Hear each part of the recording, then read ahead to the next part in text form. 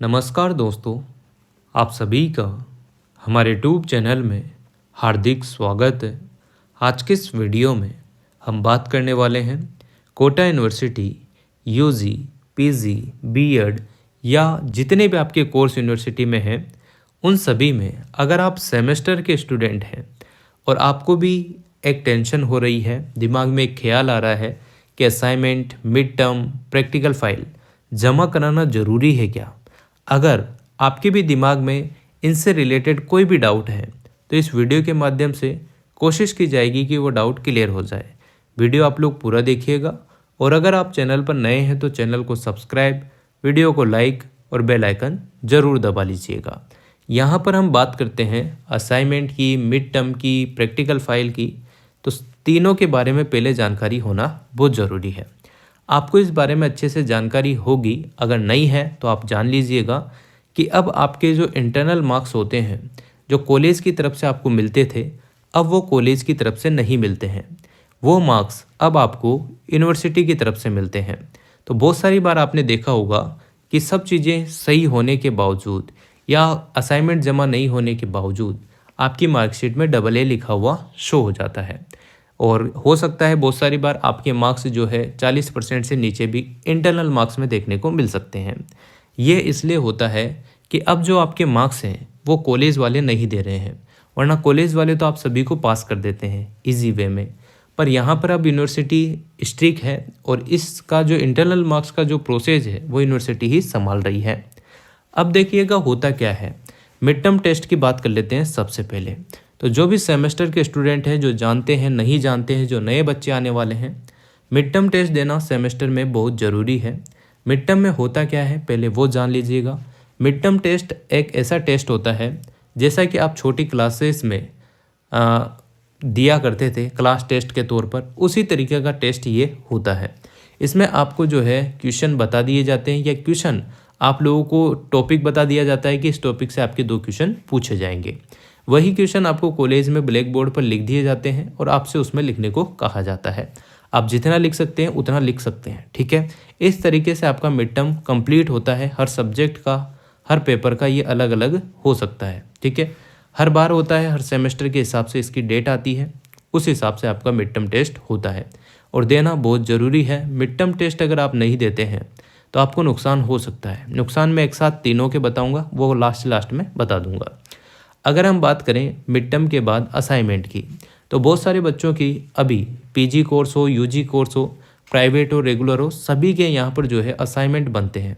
Assignment file होती है जिसमें दोनों तरफ लाइनिंग वाले पेज में आपको 2 क्वेश्चन लिखने होते हैं।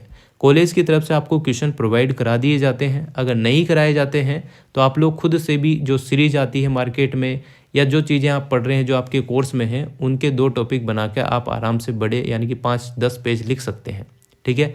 दोनों तरफ से लाइनिंग वाले पेज आपको लेकर आने हैं, मार्केट में मिल जाते हैं A4 साइज के पेज।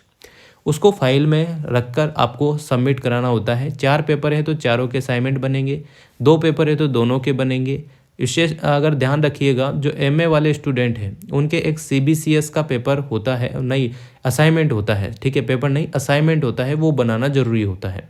वो अपनी इच्छा से या कॉलेज के थ्रू जो भी आपको टॉपिक मिलता है उसके हिसाब से आप लोग बना सकते हैं। ओनली प्राइवेट स्टूडेंट्स की बात कर रहा हूँ। जो रेगुलर स्टूडेंट हैं किसी भी कोर्स के हो, उनको तो सारे ही असाइनमेंट बनाने होते हैं, सारे प्रैक्टिकल भी देने होते हैं, सारे मिड टर्म भी देने होते हैं। प्राइवेट वाले जो स्टूडेंट हैं उनको भी सारी चीज़ें करनी होती है, ठीक है ना। एक भी चीज़ ऐसी नहीं है जो प्राइवेट रेगुलर में जो है नहीं करनी पड़े। दोनों को लगभग सेम चीज़ें करनी होती है। बस ओनली MA प्राइवेट के जो स्टूडेंट हैं उनको CBCS की जो फाइल होती है, एक ही फाइल होती है, वो बनानी होती है। बाकी अदर सभी स्टूडेंट्स को लगभग जितनी फाइल आपकी बनती है, जितने पेपर होते हैं, उसी के हिसाब से फाइल आपको बनानी होगी। अगर हम बात करें प्रैक्टिकल फाइल की, तो प्रैक्टिकल फाइल तो बनाना बहुत ज़रूरी है। जिनके प्रैक्टिकल सब्जेक्ट हैं, जैसे साइंस वाले स्टूडेंट हैं, मैथ वाले हैं, फिजिक्स वाले हैं, इनके प्रैक्टिकल फाइल बनती है तो आप लोग बना लीजिएगा, है ना। जिन्हों के आर्ट्स सब्जेक्ट हैं, उन्हों के बहुत सारे सब्जेक्ट ऐसे हैं जिन्हों में प्रैक्टिकल होता है, तो आप लोग भी प्रैक्टिकल फाइल और प्रैक्टिकल की जो डेट होती है, असाइनमेंट की, प्रैक्टिकल की और मिड टर्म की जो डेट होती है वो कोटा यूनिवर्सिटी की तरफ से आपको दी जाती है। जितने भी आपके कॉलेज कोटा यूनिवर्सिटी के अंतर्गत आते हैं, जैसे कि मान लीजिएगा 1 दिसंबर से 15 दिसंबर के बीच में आपके मिड टर्म टेस्ट लगने हैं, ऐसा मान सकते हैं।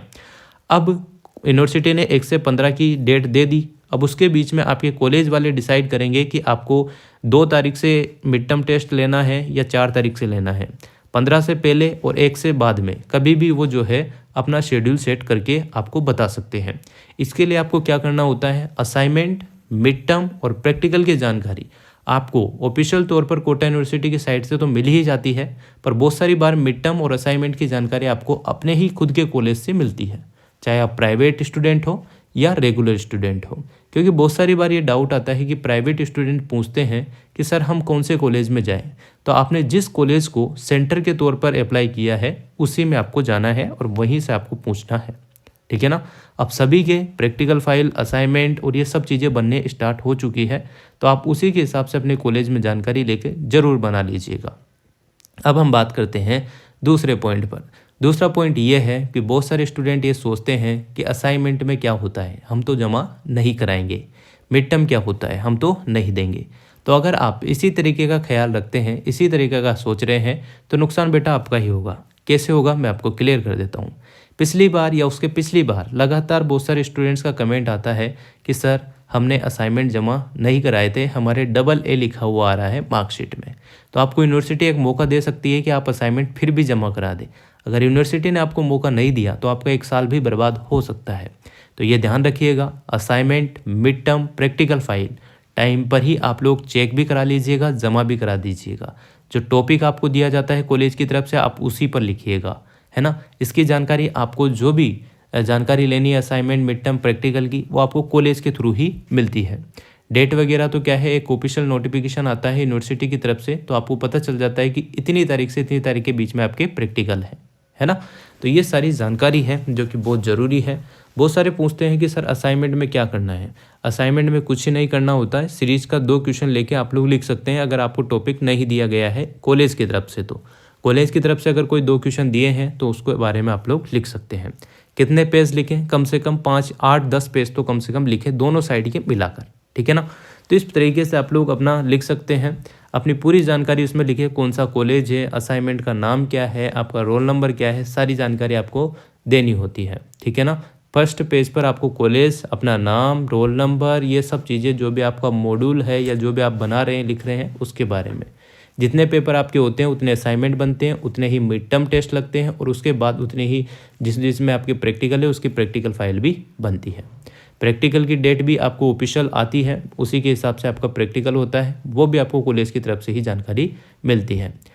जो स्टूडेंट इन सभी चीज़ों को नहीं बनाते हैं या ऐसा नहीं करते हैं तो उनकी मार्कशीट में AA लिखा हुआ शो होगा, जो कि बाद में आपको रो धो के बनानी ही होगी। तो इस वजह से आप लोग पहले ही टाइम पर चीज़ें कर लीजिएगा, ताकि आपका ना तो साल बिगड़े ना आपको बाद में कोई इशू हो, ठीक है। तो ये ज़रूरी है, बहुत ही ज़्यादा ज़रूरी है। अगर हम बात करें और भी चीज़ों की तो आपको वीडियो टाइम पर टाइम मिलती रहेगी इस चैनल के माध्यम से। बहुत सारों के रिजल्ट अभी पेंडिंग है 2nd और 4th सेमेस्टर के, वो भी जल्द आ सकते हैं और फॉर्म भी भरना स्टार्ट जल्दी हो जाएंगे। तो यही कुछ जानकारी देनी थी मिड टर्म के बारे में, इनके बारे में, क्योंकि बहुत सारे स्टूडेंट्स के दिमाग में रहता है कि हम नहीं देंगे तो क्या होगा, नहीं दोगे तो नुकसान खुद का होगा। Thank you so much. Video अगर अच्छी लगी हो तो like, comment, share and subscribe.